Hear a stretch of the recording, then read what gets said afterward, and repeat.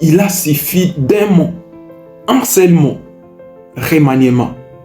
Et soudain, comme par magie, les ministres endormis se sont réveillés. Ceux qui, depuis de cela 1 an, regardaient les pays s'enliser dans le silence, se lèvent aujourd'hui pour parler des réformes, des bilans, d'initiatives. Mais où étiez-vous? Quand le peuple criait sa douleur, où étiez-vous?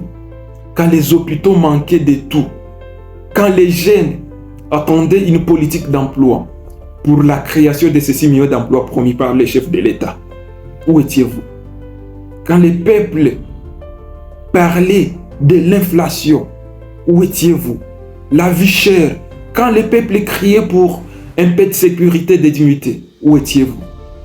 Aujourd'hui, vous parlez, mais pas au nom du peuple, mais pour sauver vos postes.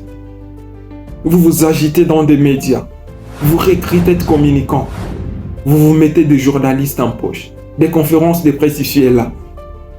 Vous construisez des récits de façade en espérant maquiller un mandat d'inaction par une dernière opération de charme.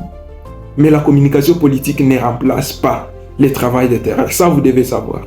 Et dans une démocratie qui se cherche encore comme la nôtre, les peuples commencent à distinguer l'image projetée de la réalité vécue. La plupart de ceux qui entourent aujourd'hui les chefs de l'État sont des hypocrites. Des hypocrites tout faits. Des hypocrites envers les présidents. Hypocrites envers les peuples. Ils ont trahi la confiance. Ils ont confondu gouverner et profiter. Servir et se servir.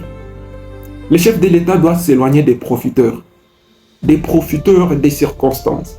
Ces courtisans qui se déguisent en patriotes quand leur poste ou leur fauteuil est menacé. Le Congo a besoin de leadership lucide, appuyé sur des hommes, des convictions.